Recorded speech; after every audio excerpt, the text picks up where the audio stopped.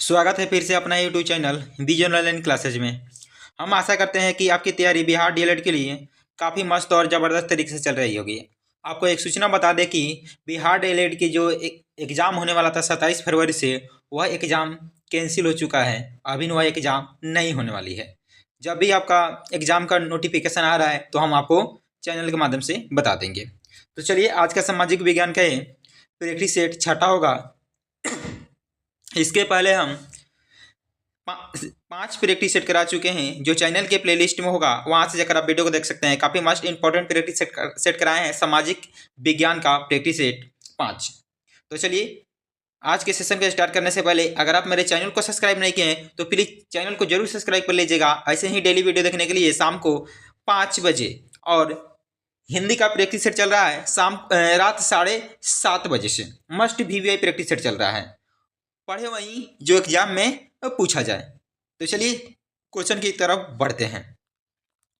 Question number 1 कह रहा है, कौन सा देश विभिन्न दालें उगाता है, यानी अलग अलग दालें उगाता है। तो चलिए क्वेश्चन नंबर 1 का आंसर लगाइए, क्या होगा इस क्वेश्चन का सही जवाब। मस्ट वीवीआई क्वेश्चन है। तो चीन हो जाएगा कि ब्राजील हो जाएगा कि भारत हो जाएगा कि मैक्सिको हो जाएगा, और अपना स्कोर बताइएगा 20 में से आपका स्कोर कितना आ रहा है। तो चलिए क्वेश्चन नंबर 1 का आंसर होने वाला है ऑप्शन नंबर सी इजे करेक्ट हो जाएगा, यानी भारत हो जाएगा। सी इजे करेक्ट हो जाएगा। आगे बढ़ते हैं क्वेश्चन नंबर 2 की तरफ। क्वेश्चन नंबर 2 कह रहा है, धान की खेती के लिए ठीक जलवायु है। तो धान की खेती के लिए ठीक जलवायु कहाँ पे है? तो मध्य प्रदेश में है कि गुजरात में है कि राजस्थान में है कि बिहार में है। तो चलिए क्वेश्चन नंबर 2 कैंसिल करिए, फटाफट करते चलेंगे प्रैक्टिस सेट। तो चलिए क्वेश्चन नंबर 2 का आंसर होने वाला है option number A D is correct हो जाएगा, यानी बिहार हो जाएगा। धान की खेती के लिए ठीक जलवायु कहाँ पे है? तो बिहार में है। डी इज करेक्ट हो जाएगा। आगे बढ़ते हैं क्वेश्चन नंबर 3 की तरफ। क्वेश्चन नंबर 3 कह रहा है, भारत के किन राज्यों में गन्ना सबसे ज्यादा पैदा होती है? तो आपको बताना है भारत के किन किन राज्यों में सबसे ज्यादा गन्ना पैदा होती है। तो बिहार और उत्तर प्रदेश की उत्तर प्रदेश और राजस्थान की आंध्र प्रदेश और हिमाचल प्रदेश की पंजाब और हिमाचल प्रदेश। तो चलिए क्वेश्चन नंबर 3 कैंसिल बताइए। अगर आपको वीडियो अच्छा लग रहा है तो वीडियो को ज़्यादा से ज़्यादा लोग तक शेयर कर दीजिएगा, और चैनल को जरूर सब्सक्राइब कर लीजिएगा डेली वीडियो देखने के लिए शाम को 5 बजे। तो चलिए क्वेश्चन नंबर 3 का आंसर होने वाला है option number A is correct हो जाएगा, यानी बिहार और उत्तर प्रदेश। तो भारत के किन किन राज्यों में गन्ना सबसे ज्यादा पैदा होती है? तो बिहार और उत्तर प्रदेश में हो जाएगा। ए इज करेक्ट हो जाएगा। आगे बढ़ते हैं क्वेश्चन नंबर 4 की तरफ। क्वेश्चन नंबर 4 का है, भारतीय संविधान का सबसे बड़ा स्रोत निम्न में से कौन सा है? तो चलिए बताइए, भारतीय संविधान का सबसे बड़ा स्रोत निम्न में से कौन सा है? तो भारतीय शासन अधिनियम 1935 की ब्रिटिश संविधान की अमेरिका का संविधान की भारतीय शासन अधिनियम 1919। तो चलिए क्वेश्चन नंबर 4 का आंसर बताइए। तो चलिए क्वेश्चन नंबर 4 का आंसर होने वाला है ऑप्शन नंबर ए इजे करेक्ट हो जाएगा, यानी भारतीय शासन अधिनियम 1935 हो जाएगा। ए इजे करेक्ट हो जाएगा। आगे बढ़ते हैं क्वेश्चन नंबर 5 की तरफ। क्वेश्चन नंबर 5 का है, कृष्णदेव राय द्वारा लिखित अमुक्त वालयाद किस भाषा का ग्रंथ है? जो कृष्णदेव द्वारा लिखा गया अमुक्त मालयाद, वह किस भाषा में लिखा गया है? तो संस्कृत में कि तमिल में कि तेलुगु में कि कन्नड़ में? तो चलिए क्वेश्चन नंबर 5 का आंसर लगाइए। तो चलिए क्वेश्चन नंबर 5 का आंसर होने वाला है option number A C is correct हो, यानी तेलुगु में लिखा हुआ है। सी इज करेक्ट हो जाएगा। आगे बढ़ते हैं क्वेश्चन नंबर 6 की तरफ। क्वेश्चन नंबर 6 का रहा है, निम्नलिखित में से कौन एक पाकिस्तान का प्रांत नहीं है? तो आपको बताना है कौन पाकिस्तान में नहीं है। तो पंजाब, आज़ाद कश्मीर, सिंध की बलूचिस्तान। तो चलिए क्वेश्चन नंबर 6 कैंसिल लगाइए, क्या होगा इस क्वेश्चन का सही जवाब। तो चलिए क्वेश्चन नंबर 6 का आंसर होने वाला है option number B is correct हो जाएगा, यानी Azad Kashmir. B is correct हो जाएगा, जो पाकिस्तान का प्रांत नहीं है Azad Kashmir. B is correct हो जाएगा। आगे बढ़ते हैं क्वेश्चन नंबर 7 की तरफ। क्वेश्चन नंबर 7 कह रहे हैं भारत में सर्वप्रथम महिला शासक थी। तो आपको बताना है भारत में सबसे पहले महिला शासक कौन थी। तो चांद बीबी की रानी लक्ष्मीबाई की जीनत महल की रजिया बेगम। तो चलिए क्वेश्चन नंबर 7 कैंसिल गई। तो चलिए क्वेश्चन नंबर 7 कैंसिल होने वाला है। Option number D is correct हो जाएगा, यानी रजिया बेगम हो जाएगा। डी इज करेक्ट हो जाएगा। तो चलिए आगे बढ़ते हैं क्वेश्चन नंबर 8 की तरफ। क्वेश्चन नंबर 8 का आ रहा है लोकसभा का सदस्य बनने के लिए कम से कम कितनी उम्र होनी चाहिए। तो लोकसभा का सदस्य बनने के लिए आपको कितना उम्र होनी चाहिए। तो 20 वर्ष कि 25 वर्ष कि 30 वर्ष कि 35 वर्ष। तो चलिए क्वेश्चन नंबर 8 का आंसर क्या होगा इस क्वेश्चन का सही जवाब। तो चलिए क्वेश्चन नंबर 8 का आंसर होने वाला है option number B is correct हो जाएगा, यानी 25 वर्ष होनी चाहिए। लोकसभा का सदस्य बनने के लिए कम से कम कितनी उम्र होनी चाहिए। तो 25 वर्ष होनी चाहिए। वी इज करेक्ट हो जाएगा। आगे बढ़ते हैं क्वेश्चन नंबर 9 की तरफ। क्वेश्चन नंबर 9 का रहा है भारत के राष्ट्रपति का कार्यकाल का अवधि कितना होता है। जो भारत का राष्ट्रपति का कार्यकाल होता है वह कितने वर्ष का होता है। तो 3 वर्ष, 4 वर्ष, 5 वर्ष कि 6 वर्ष। तो चलिए क्वेश्चन नंबर 9 का आंसर लगाइए फटाफट, क्या होगा इस क्वेश्चन का सही जवाब।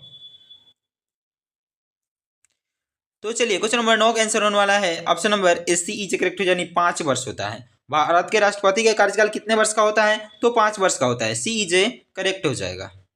आगे बढ़ते हैं क्वेश्चन नंबर 10 की तरफ। क्वेश्चन नंबर 10 कह रहा है भारतीय सेना के सर्वोच्च सेना नायक कौन होता है। तो आपको बताना है जो भारतीय सेना का सर्वोच्च सेना नायक कौन होता है।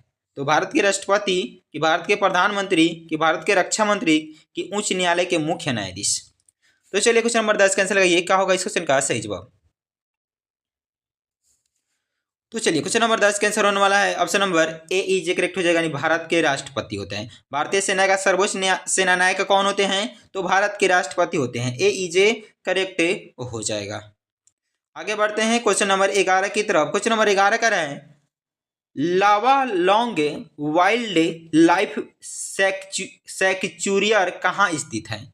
तो लावा लॉन्ग वाइल्ड लाइफ सैक्चुरियर कहाँ पे स्थित है। तो उड़ीसा में है कि गुजरात में है कि बिहार में है कि झारखंड में है। चलिए क्वेश्चन नंबर 11 कैंसिल लगिए, क्या होगा इस क्वेश्चन का सही जवाब। मस्ट वीबीआई क्वेश्चन है, वीबीआई लिख लीजिएगा। तो चलिए क्वेश्चन नंबर 11 का आंसर होने वाला है option number D is correct हो जाएगा, यानी झारखंड में हो जाएगा। झारखंड की राजधानी पूछ देंगे तो क्या हो जाएगा। तो रांची हो जाएगा। अब बिहार का पूछ देंगे तो क्या हो जाएगा। पटना हो जाएगा। गुजरात का पूछ देंगे तो क्या हो जाएगा। गांधीनगर हो जाएगा। उड़ीसा का क्या हो जाएगा। तो भुवनेश्वर हो जाएगा। ये भी आप नोट कर लीजिएगा। तो इस क्वेश्चन का सही जवाब क्या हो जाएगा। Option number D is correct हो जाएगा। आगे बढ़ते हैं क्वेश्चन नंबर 12 की तरफ। क्वेश्चन नंबर 12 का है चंद्रगुप्त बसदी मंदिर कहाँ स्थित है।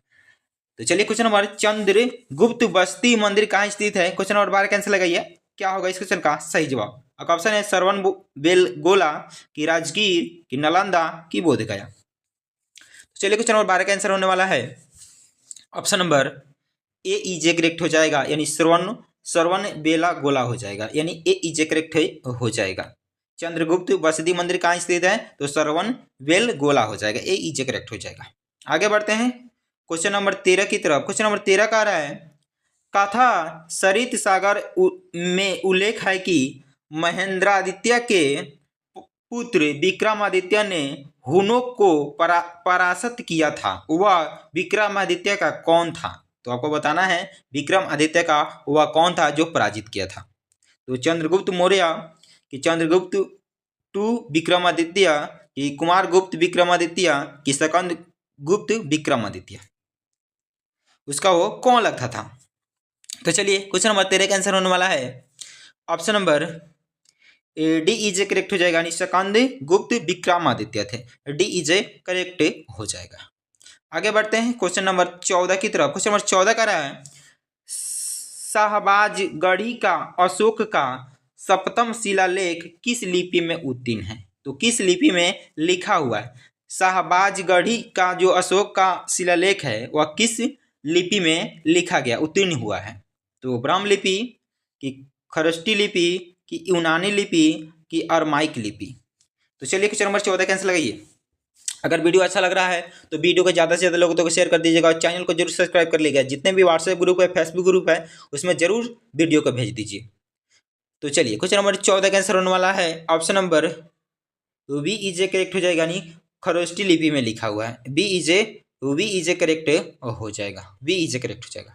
आगे बढ़ते हैं क्वेश्चन नंबर 15 की तरफ। क्वेश्चन नंबर 15 कह रहा है त्रिकोणात्मक संघर्ष में मुख्य रूप से भागीदार कौन थे। तो त्रिकोणात्मक संघर्ष में मुख्य रूप से भागीदार कौन थे। तो आपका ऑप्शन है प्रतिहार पाल एवं राष्ट्रकूट, कि प्रतिहार पाल एवं पुष्यभूमि भूति, कि प्रतिहार पाल एवं चोल, कि प्रतिहार पाल और चोल। तो चलिए क्वेश्चन नंबर 15 का आंसर लगाइए, क्या होगा इस क्वेश्चन का सही जवाब। तो चलिए क्वेश्चन नंबर 15 का आंसर होने वाला है option number A is a correct हो जाएगा, यानी प्रतिहार पाल एवं राष्ट्रकूट थे। मुख्य रूप से भागीदार कौन कौन थे। तो प्रतिहार पाल एवं राष्ट्रकूट थे। ए इज ए करेक्ट हो जाएगा। आगे बढ़ते हैं क्वेश्चन नंबर 16 है भारत में श्वेत क्रांति के पिता के रूप में किसे जाना जाता है। तो भारत में श्वेत क्रांति का पिता के रूप में आपको बताना है किसे जाना जाता है। तो ऑप्शन है हर्बर्ट बोयर, कि वर्गीज कुरियन, कि एम एस स्वामीनाथन, कि चार्ल्स डार्विन। तो चलिए क्वेश्चन नंबर 16 कैंसिल लगाइए।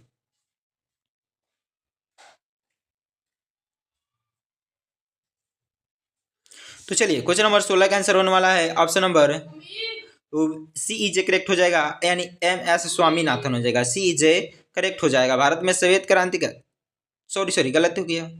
श्वेत क्रांति का जनक किसे माना जाता है। तो वर्गीज कुरियन को माना जाता है।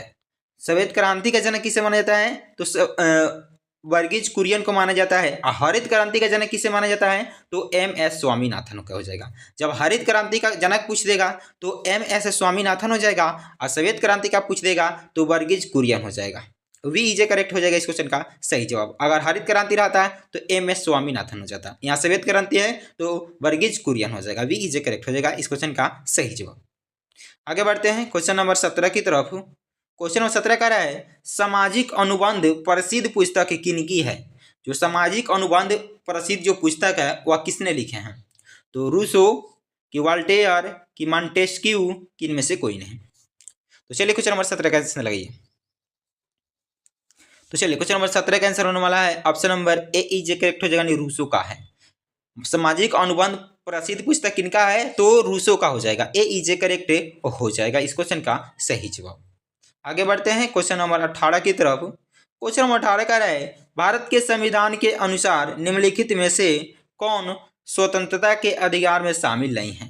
तो भारत के संविधान के अनुसार ऐसा कौन सा स्वतंत्रता के अधिकार में शामिल नहीं है। तो भाषा एवं अभिव्यक्ति की स्वतंत्रता, कि सशस्त्र धारण करने की स्वतंत्रता, कि संगठन बनाने की स्वतंत्रता, कि किसी पेशा को स्वीकार करने की स्वतंत्रता। तो कि कौन है शामिल नहीं है आपको बताना है। तो चलिए क्वेश्चन नंबर 18 का आंसर होने वाला है option number B is a correct हो जाएगा, यानी सशस्त्र धारण करने की स्वतंत्रता नहीं है। बाकी क्या है, भाषा एवं अभिव्यक्ति की स्वतंत्रता है, संगठन बनाने की स्वतंत्रता है, किसी पेशा को स्वीकार करने की स्वतंत्रता है, लेकिन सशस्त्र धारण करने की स्वतंत्रता नहीं है। वी इज ए करेक्ट हो जाएगा। आगे बढ़ते हैं क्वेश्चन नंबर 19 की तरफ। क्वेश्चन नंबर 19 कह रहा है अखिल भारतीय किसान सभा का गठन कब और कहाँ हुआ था। तो आपको बताना है जो अखिल भारतीय किसान सभा गठन हुआ था वह किस सन में हुआ था और कहाँ हुआ था। तो 1927 सोनपुर में हुआ था, कि 1928 लखनऊ में हुआ था, कि 1929 बिहार में हुआ था, कि 1936 लखनऊ में हुआ था। तो चलिए क्वेश्चन नंबर 19 कैंसिल लगाइए, क्या होगा इस क्वेश्चन का सही जवाब। अखिल भारतीय किसान सभा का गठन कब और कहाँ हुआ था। तो चलिए क्वेश्चन नंबर 19 का आंसर होने वाला है option number D is a correct हो जाएगा, यानी 1936 लखनऊ में हुआ था। लखनऊ में हुआ था। उत्तर प्रदेश की राजधानी पूछ देगा तो कहाँ हो जाएगा, तो लखनऊ हो जाएगा। तो इस क्वेश्चन का राइट जवाब क्या हो जाएगा, 1936 लखनऊ में हुआ था। अखिल भारतीय किसान सभा का गठन 1936 लखनऊ में हुआ था। आगे बढ़ते हैं क्वेश्चन नंबर 20। आज का ये प्रैक्टिस सेट का लास्ट क्वेश्चन होगा और अपना स्कोर बताइएगा कमेंट कर आपका 20 में से कितना स्कोर आया है। तो राज्यसभा के सदस्य का कार्यकाल कितने वर्षों का होता है। तो 3 वर्ष, 5 वर्ष, 6 वर्ष, कि 2 वर्ष। तो चलिए क्वेश्चन नंबर 20 का आंसर लगाइए। ये प्रैक्टिस का लास्ट क्वेश्चन है। तो चलिए क्वेश्चन नंबर 20 का आंसर होने वाला है option number C is correct हो जाएगा, यानी 6 वर्ष का होता है। राज्यसभा के सदस्य का कार्यकाल कितने वर्ष का होता है, तो 6 वर्ष का होता है। सी इज करेक्ट हो जाएगा। चलिए फिर मिलते हैं अगले वीडियो में। अगर वीडियो आपको अच्छा लगा है तो वीडियो को ज़्यादा से ज़्यादा शेयर कर दीजिएगा और चैनल को जरूर सब्सक्राइब कर लीजिएगा। डेली शाम को 5 बजे सामाजिक विज्ञान का प्रैक्टिस सेट चल रहा है और 7:30 बजे रात को हिंदी का प्रैक्टिस सेट चल रहा है। जय हिंद दोस्तों, आपका दिन शुभ।